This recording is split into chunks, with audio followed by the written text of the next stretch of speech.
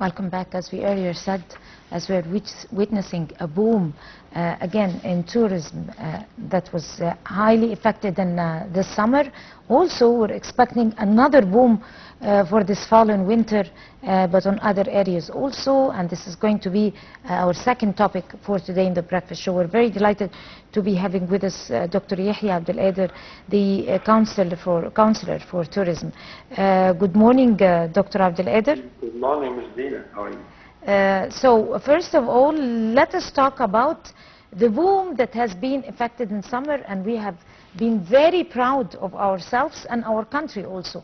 But let us talk about the upcoming boom that is expected for the other seasons. We have another boom awaiting us on very unexpected, not unexpected, but amazing, charming areas that has been always attractive to all types of tourists, like Sinai, for example.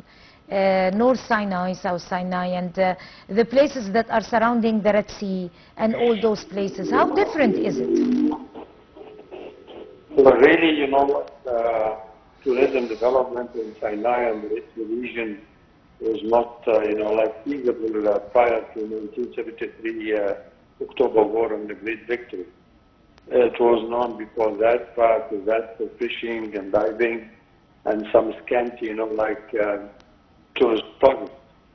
But since Sinai has been liberated, now currently all the way from Arish to Marsa Alam, we have nearly over 60% of the hotel accommodations needed. That's over 100,000 hotel rooms. So the whole region has been developed, northern Sinai and southern Sinai, Sharm el-Sheikh and Hagara and Marsa Alam and Banat as well. So it has been, there's a boom, like in the Red Sea. And as you know, we have a large portion of international influence that they love to spend the winter vacation and the Red Sea beaches and resorts. Dr. Abdul, when we talk about Sinai and observe the history of the very dear and precious and very distinguished part in our land, over the years we have seen an unprecedented development that have happened, affected inside Sinai ever since President Sisi have stepped into office, talking in the sense of cleansing it entirely from all types of probably some dangers. Terrorism have been eliminated entirely, and also replacing the old image with a different colorful, delightful one, which is the different projects that are affected there, the universities, the tourism development that is affected. I mean, many other types of open facilities for visitors. If you like, please to elaborate on this. Well, last week, Prime Minister Dr. Madbouli was checking on the tourism and the recreational and spiritual and environmental projects being developed in southern Sinai and St. Catherine area, the Catherine Monastery and southern Sinai as well. So we checked on the progress of making the St. Catherine airport as an international hub, because really 90% of international flows to Egypt, they arrive via air. And then they're going to be, we need hotel accommodations for visitors year round. So at least we need 6,000 rooms.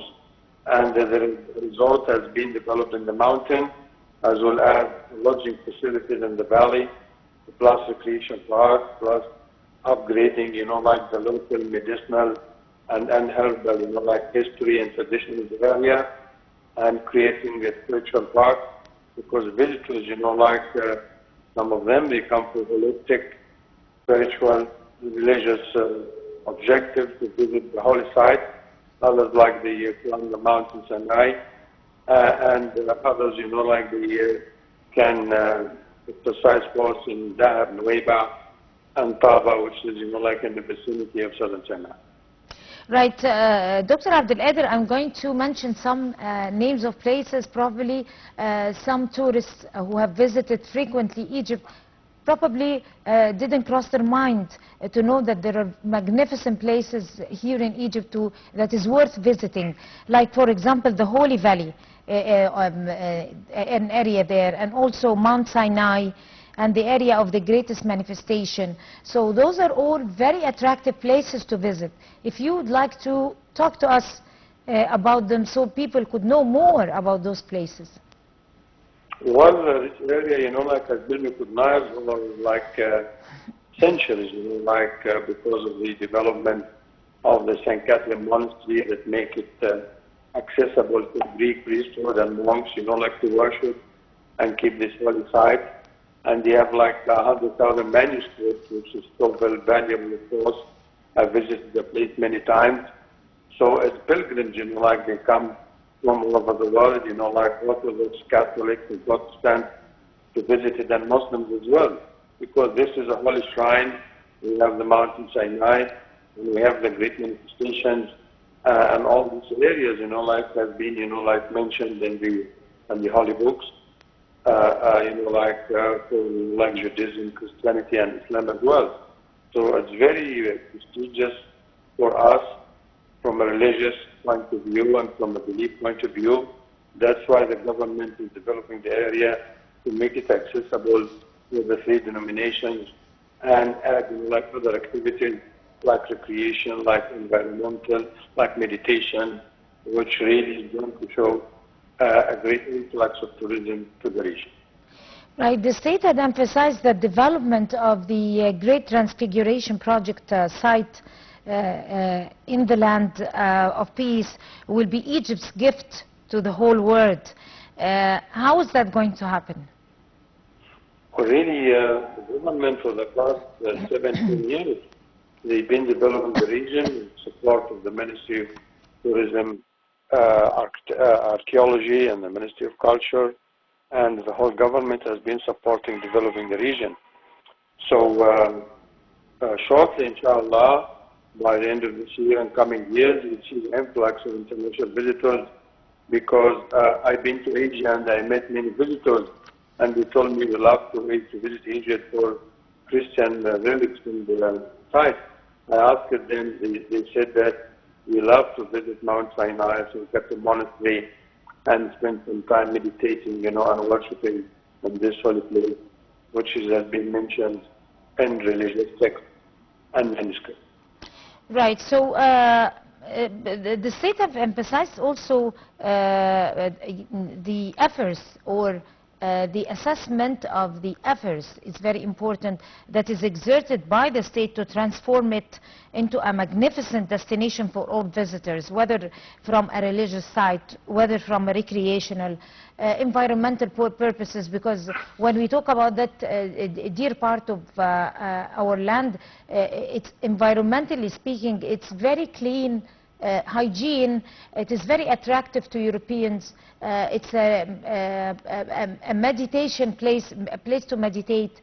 I mean, there are very important, distinguished manners or fronts that we could take heed when we think of visiting that place. Well, really, just like as well last week, Egypt won an award for biodiversity and ecological and ecotourism protection. This is by ESRI, which is like a leading environmental research institute based in Redland, California. And so this has been, offered by this great and recognized institution, because the work that has been done by the Egyptian Council Affairs for Environment to protect, Southern Sinai and make it accessible and safe for visitors, and to work for the environment as well, in the habitat of the flora and fauna, the medical herbs, and make, the residents of this area, develop their traditions and customs and history. So this is very recognized worldwide, and we are so fortunate to win this award just 2 weeks ago.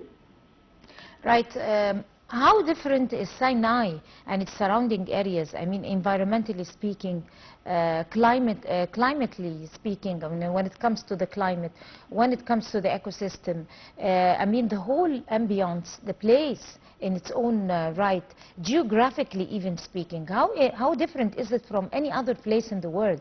Why it is so distinguished, as it was mentioned in holy books of Quran and other holy books, it was mentioned by God. It is very distinguished when it comes to strategies, when it comes to tourism, when it comes to property development, tourism, development. God have created Sinai and its surrounding areas in such a state that is totally different from any other place on earth. Why? Well, this is, of course, like God's will, He created the universe and the planet, and He made, like this site, like worldwide is so blessed and so respected and so dignified.